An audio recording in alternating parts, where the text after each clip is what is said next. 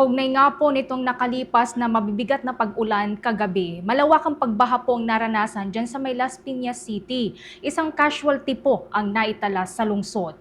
Live mula dyan sa Las Piñas City, nag-uulat si Bombo Bea Piniza.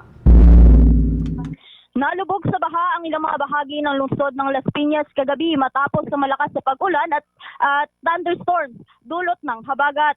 Ilan sa mga lugar na naapektuhan ng baha ay ang malaking bahagi ng Alabang Zapote Road kung saan umapaw ang isang creek dahilan para ma-stranded ang ilang mga motorista sa daan.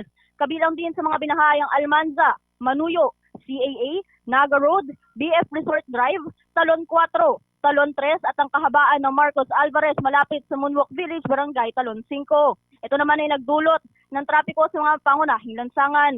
Samantala, ilang mga barangay pa rin ang kasalukuyang lubog sa baha kung saan may mga residente ng piniling lumikas, bunsod nga ng mataas sa pagbaha sa kanilang mga lugar. Kagaya na lamang sa Barangay Pamplona 3 na mayroong higit sa 100 mga pamilya na siyang katumbas na hindi bababa sa 400 mga individual na lumikas mula sa kanilang tahanan at kasalukuyang nasa evacuation center. Ang mga residenteng ito ay mga nagsilika simula pa kagabi at naghihintay pa rin ng hudyat na maaari na silang makabalik sa kanilang mga tahanan. Sa naging pakikipanayam naman ng Bombo Radyo sa isa sa mga kagawad sa barangay na si Raiza Reguera, kinumpirma nito na nakapagpaabot naman na ng paunang tulong ang kanilang lokal na pamahalaan sa mga nasasakupan gaya nga kaninang umaga. Nagpahatid sila Bombo Dennis, Bombo Ever ng hot meals para sa mga residente at kasalukuyan ng nagpapaluto pa ng tanghalian para pa dun sa mga residente. Ani Reguera, ang mga evacuees ay mula sa mga main depressed areas sa kanilang barangay na siyang katabi mismo ng umapaw na creek kagabi. Ang mga residente ay mula sa mga lugar ng Batibot Compound, Caimito at mula sa Hernandez Compound. Kasunod dito ay tiniyak naman ni Reguera na bago pa man ang pagbaha ay naka-standby na ang kanilang mga rescue equipment, katuwang ang kanilang barangay disaster risk reduction management, lalo na at alam naman nila na karaniwan talagang binabaha o bahain ang kanilang lugar. Kaugnay yan, pakinggan natin mga bahagi ng pahayag ni Raiza Reguera, kagawad ng Barangay Pamplona 3.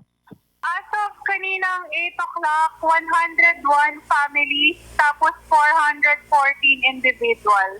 Yes po. Actually, yung majority dito galing po dun sa mga depressed area, nakatabi yung ilog. Batibot Compound, Caimito, at Hernandez Compound.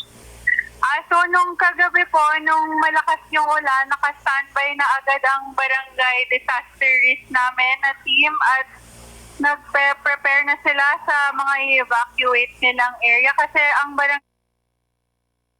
Samantala, kaninang pasado alas 8 naman ng umaga ay medyo guminhawa ang klima at bahagyang sumilip ang haring araw kaya nakauwi ang ilang residente para magsalba ng ilang kagamitan at i-check kung kumpleto pa ang kanilang mga naiwanang gamit. Ilang minuto naman ang nakalipas ay bumagsak muli ang malalakas na ulan dahilan para bumalik sa evacuation center ang mga residente dala nga ng takot na baka muling umangat ang tubig sa katabing ilog. Sa kasalukuyan ay patuloy na ang ginagawang pag-iikot ng kanilang lokal na pamahalaan sa loob ng kanilang barangay upang matiyak na malilikas sa mga nangailangan pa ng rescue at matiyak na magiging ligtas ang kanilang mga nasasakupan sa gitna ng kalamidad. Kaugnay nga, pakinggan natin muli ang tinig ni Raiza Reguera, kagawad ng Barangay Pamplona 3. Tapos kanina umaga po, nakapagbigay na ng almusalang barangay din sa lahat ng pamilya na nandito sa covered court sa evacuation center. Ngayon po, nagpapaluto na rin kami ng tanghalian para maglinis po. Pero ngayon, umuulan po ulit. So, nagsibalikan po yung iba kasi. Sa kaugnay naman na balita, isa ang naitalang casualty ngayon sa lungsod na kinumpirmang isang sanggol.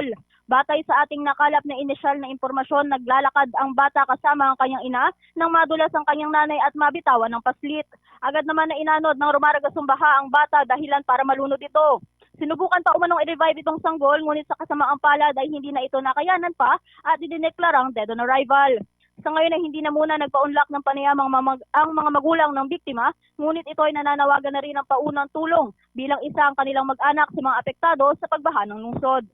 Sa kasalukuyan, patuloy ang lokal na pamahalaan ng Las Piñas sa pagtukoy kung gaano kalaki ang danyos na naidulot ng baha sa mga residente at pati na rin ang kanilang pagkakasa ng ilang cleanup drive sa mga bahagi na medyo humupa na ang mga nakaraang pagbaha. Yan muna mga updates mula dito sa Las Piñas City. Bombo Bea Piniza nag-uulat Para sa the number one and most trusted radio network in the country, Bombo Radio Philippines, Basta Radio.